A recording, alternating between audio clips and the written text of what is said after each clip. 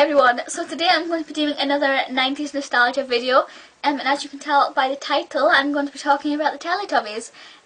As soon as I decided to start doing this video, I was like, this is going to be a pretty weird video to make, because the Teletubbies are pretty weird. They first came out in 1997, I believe it was, so I was 5 at the time, and they stopped filming the episodes in 2001, I believe.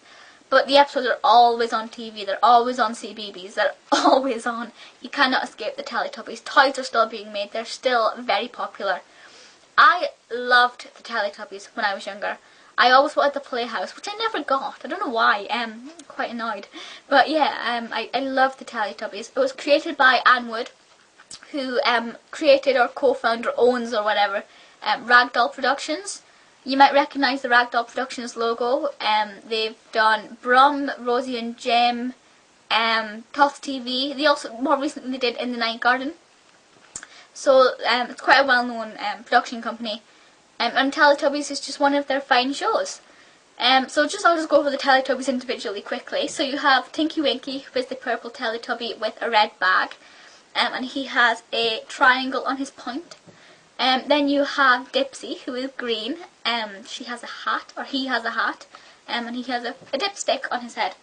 Then you have yellow Laalaa, and she has a big ball with a curly thing.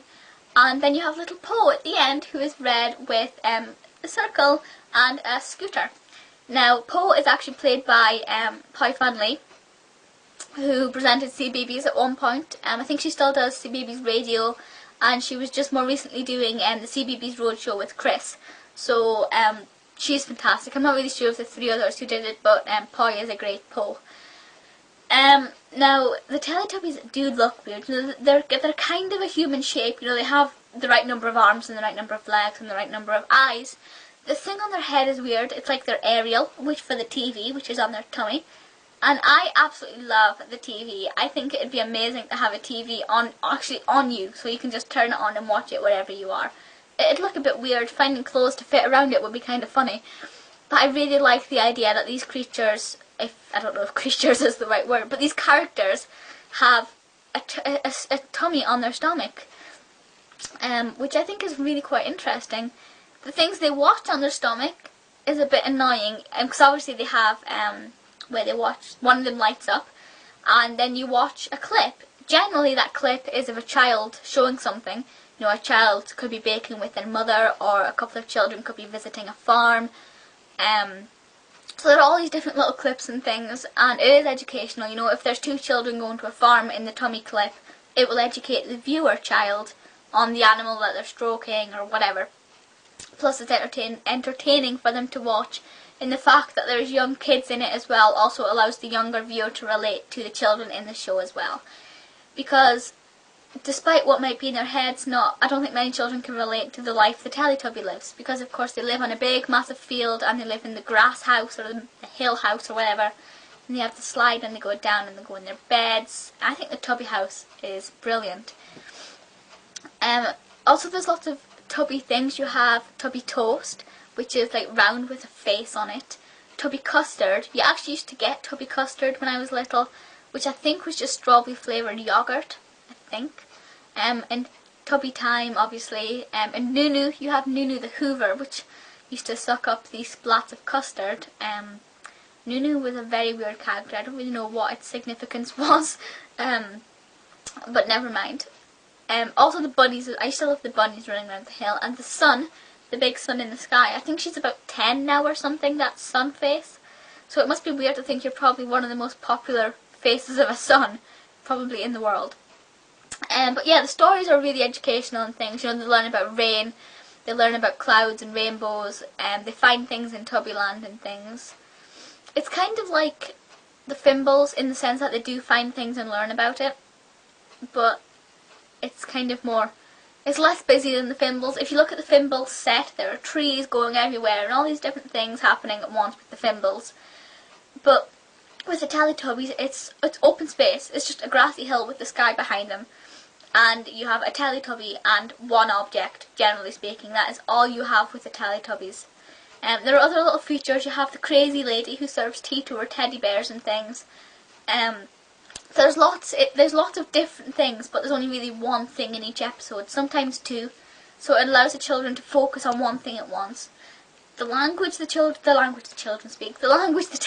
speak is kind of the way children would speak. You know, they have some words, but sometimes they just make noises and things. So there's lots going on. The theme tune is brilliant. I love it when it says Teletubbies and then the pink line draws around the Teletubbies words. I think that's dead cute. So in all, it's a really brilliant show. Each episode, I believe, is 25 minutes and there's 365 episodes in total. So that is an awful lot of Teletubbies. That would take you more than a day to watch. That would be quite annoying if I were to sit down and watch all the Teletubbies. That'd take you about 2 weeks to watch, actually, if you watch them non-stop.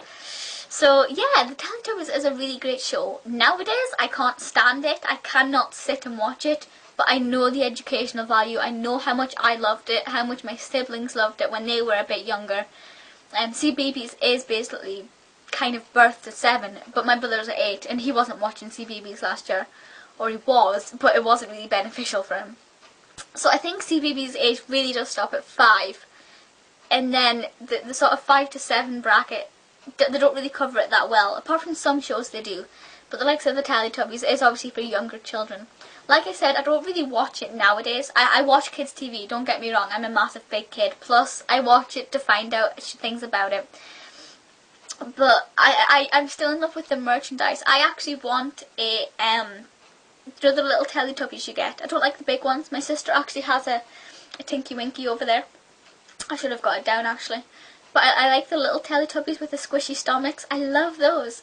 But yeah, so feel free to leave comments and things and let me know your thoughts on the Teletubbies. Let me know if you liked them or not. My favourite as a kid was Laalaa.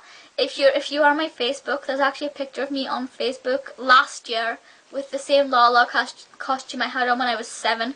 It's kind of, yeah, funny. Also, people do send me messages saying, can I add you on Facebook? Don't ask me, just add me. I accept everybody, and then if they start harassing me or whatever, I will block them, obviously. But I don't go and investigate who they are. I just accept everybody because people add me who I don't know all the time, and I just get fed up of clicking ignore. So don't ask me, just add me if you want to.